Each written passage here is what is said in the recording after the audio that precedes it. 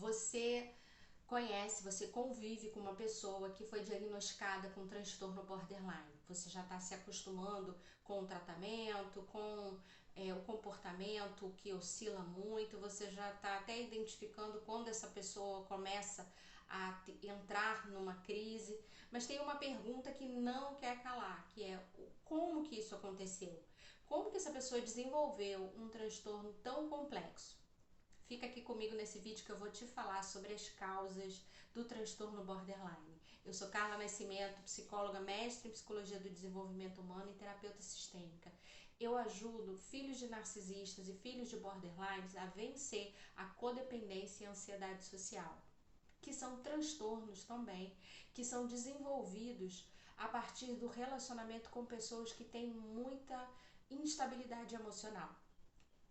Se você ainda não sabe o que é muito bem codependência, ansiedade social, dá uma olhada aqui no meu feed, que tem vários vídeos sobre isso. E se você não está inscrito, se inscreve, aproveita e vai se inscrevendo, clica no sininho para você receber as notificações, porque eu sempre coloco vídeo aqui quase toda semana. Vamos conversar então sobre as causas do transtorno borderline. Para quem não sabe muito bem o que é transtorno borderline, ele tem a ver com uma instabilidade emocional muito grande e uma impulsividade muito grande. Então, é uma pessoa que você observa que ela está sempre oscilando muito no seu humor ao longo do dia e ela também tem decisões, toma decisões assim muito impulsivamente. Essa instabilidade emocional é diferente do bipolar. O bipolar, que o senso comum aí fala toda hora, fulano é bipolar, eu acho que a minha chefe é bipolar, eu acho que o meu namorado é bipolar. Isso tem a ver com uma oscilação de humor que acontece assim em questão de dias, ou seja, a pessoa ela fica dias muito feliz, muito animado, muito alegre e depois ela fica dias muito para baixo, muito depressivo. Isso é o transtorno bipolar. O transtorno borderline é um transtorno de personalidade, diferente do transtorno bipolar, que é um transtorno de humor. Não significa que toda a estrutura da personalidade da pessoa oscila. Já o borderline, ele tem uma oscilação de maneira geral, também na sua personalidade, na maneira como ele se comporta com os outros o tempo todo. E essa oscilação de humor, ela acontece ao longo do dia, ele pode estar em vários estados de humor diferentes. Ele pode começar o dia muito feliz, muito amoroso e no final, no meio do dia, ter uma crise depressiva, ficar muito magoado com alguma coisa, depois de começar a ficar irado, ficar com muita raiva, ter uma crise de raiva. Isso tudo no mesmo dia. Outra coisa que é bem característica do borderline é a impulsividade. Então ele tem comportamentos impulsivos, ele toma atitudes, impulsivamente e depois se arrepende, sente culpa, fica se sentindo mal com ele mesmo, joga culpa no outro sobre aquela situação que ele criou, pede socorro, aí alguém tem que vir socorrer, ajudar, porque muitas vezes ele não consegue resolver sozinho a situação que ele mesmo criou. Então é um comportamento assim errático, ou seja, tá sempre diferente, você nunca sabe como essa pessoa vai ficar ao longo do dia. É mais ou menos isso. Também tem um vídeo aqui no meu feed que é bem mais completo sobre a estrutura borderline, né? Como que se comporta, né? E como lidar com uma pessoa com transtorno borderline. Hoje a gente vai falar mais rapidamente das causas. Tem uma psicóloga, doutora em psicologia da Universidade de Washington, que é a Marsha Linehan. Ela estudou muito o transtorno borderline e acabou desenvolvendo uma técnica de terapia que ela utiliza, que é utilizada já em vários países, inclusive aqui no Brasil, tem livros dela traduzidos, que chama terapia comportamental dialética, em português. Essa técnica, essa terapia para lidar com o transtorno borderline é bem interessante, né? Depois eu pretendo falar um pouquinho dessa técnica também num outro vídeo. A A Marsha Linehan, ela estudou bastante e definiu duas causas principais para o transtorno borderline, que é a biológica e a sistêmica ou a familiar, a história familiar daquela pessoa. O aspecto biológico, a causa biológica, pode ter a ver com algum transtorno, algum distúrbio nos neurotransmissores, pode ter um fundo genético também. Ainda não está muito clara a origem biológica, mas já se sabe que o cérebro dessa pessoa tem muita dificuldade para processar emoções. Então, quando sente alguma emoção, reage muito fortemente. Fica muito triste, fica muito feliz, fica com muita raiva. Então, tudo nessa pessoa é muito intenso. E isso tem a ver com o sistema nervoso central. Tem a ver com o que acontece nos neurotransmissores dessa pessoa quando ela se depara com alguma emoção, com alguma situação que gera uma emoção. Para uma pessoa que não tem transtorno, né, por exemplo, uma pessoa não responder imediatamente uma mensagem no WhatsApp é uma coisa normal. Ela vai ficar ali um pouco chateada, mas vai passar o seu dia bem. Para uma pessoa com transtorno borderline, essa situação pode ser um gatilho, pode ser um disparador de uma reação de muita tristeza ou de muita cólera, de muita raiva. Então, sempre que o borderline se depara com alguma situação que gera uma emoção, ele vai sentir isso com muita força. Essa é uma das causas do transtorno borderline, alguma disfunção biológica no sistema nervoso central que gera essa dificuldade de processar emoções. A outra causa que aparece muito em todos os casos borderline não é 100% dos casos, mas aparece bastante, o sistema familiar. É um histórico familiar onde na família dessa pessoa havia muita invalidação e muito abuso. Invalidação em que sentido?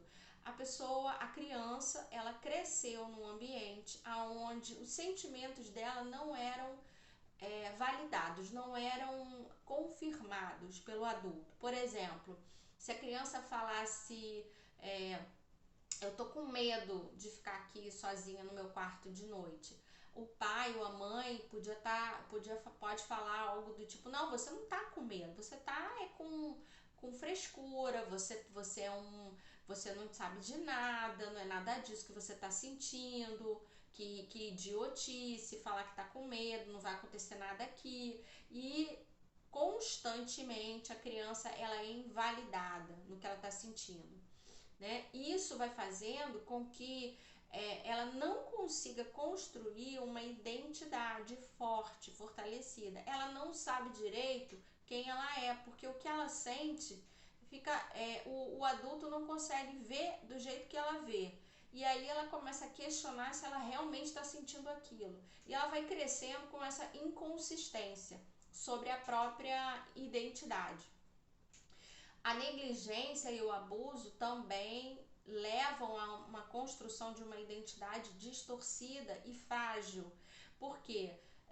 Sempre que ela precisa de apoio para resolver um problema, principalmente as questões emocionais que surgem na infância, os medos, as inseguranças, as dificuldades cognitivas mesmo, de entender o que está acontecendo, de memorizar que tem que fazer uma tarefa, tudo isso que a criança precisa de apoio de um adulto, ela não recebe e ela está sempre sendo criticada, punida, criticada, ridicularizada, punida. Quando a criança cresce num ambiente assim, ela tem muita dificuldade de construir uma autoimagem fortalecida, com autoestima, com autocontrole, e aí há uma forte chance, se ela tiver essa disfunção biológica em nível do sistema nervoso central, ela pode desenvolver sim o transtorno borderline, que geralmente tem uma época para aparecer, geralmente surge no final da infância e início da adolescência.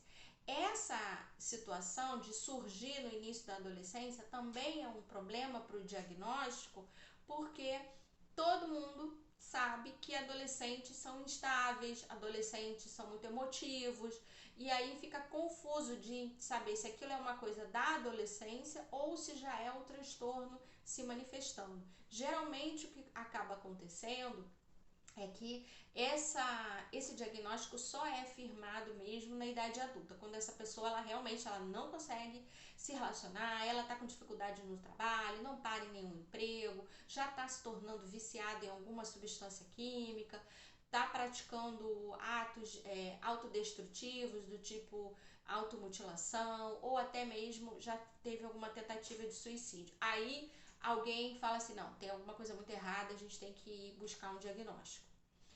Então, esses fatores aí juntos, né, essa dificuldade para processar a emoção e um sistema familiar invalidante geram bastante probabilidade da pessoa desenvolver o transtorno borderline.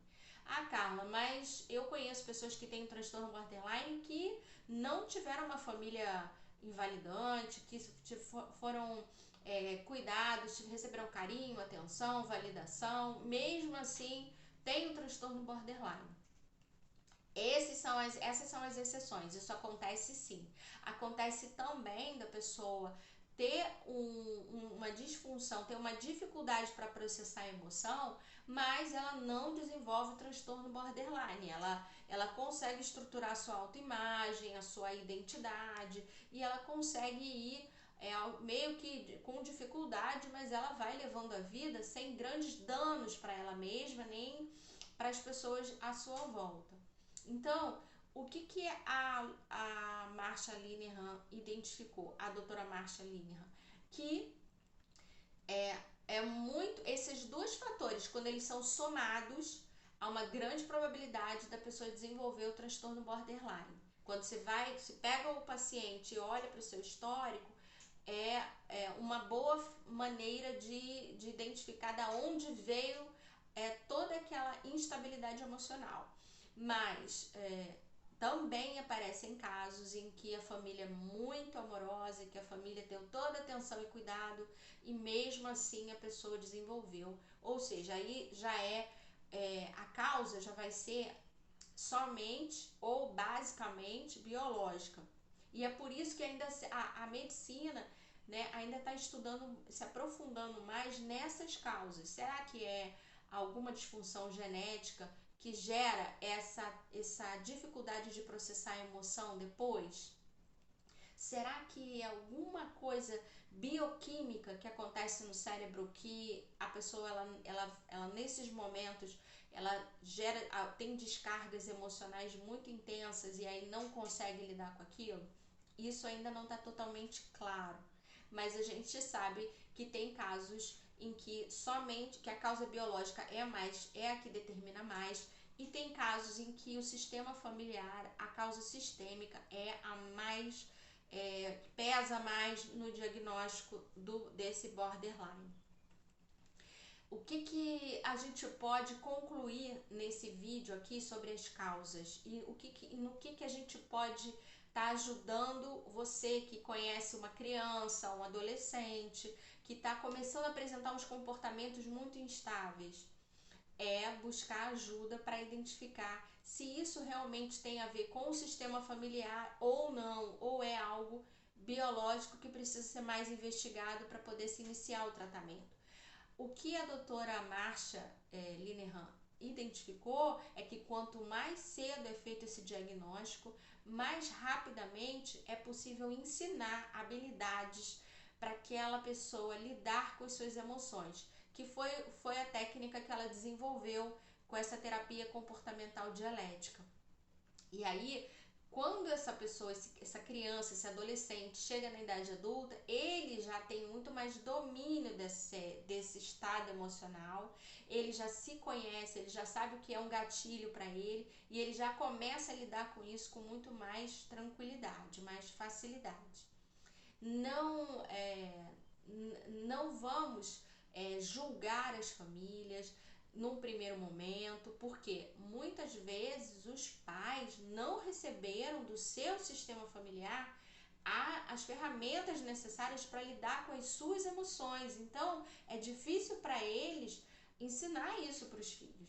O que tem que acontecer de verdade é todos os profissionais que trabalham com pais e crianças terem esse conhecimento, conseguir identificar quando tá surgindo um problema comportamental que pode se tornar um transtorno de personalidade e ajudar os pais nessa tarefa, que é ensinar os filhos a ter inteligência emocional, que é ensinar os filhos a construir uma identidade sólida e com bastante autoestima, né? Mostrar para os pais que eles não estão sozinhos, porque muitas vezes os pais se sentem muito sozinhos nessa jornada.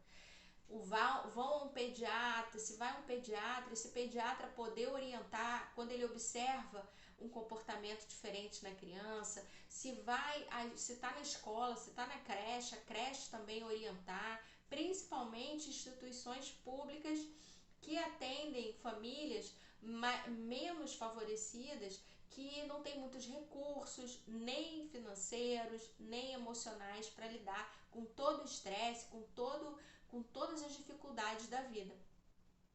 Então, o objetivo aqui meu com vocês agora é esse: não vamos julgar a família, vamos ajudar as famílias. E identificando algum comportamento que você acha que está em excesso, que está reagindo em excesso às frustrações, buscar ajuda para tentar identificar. Buscar o profissional qualificado, que é um psicólogo e um neurologista.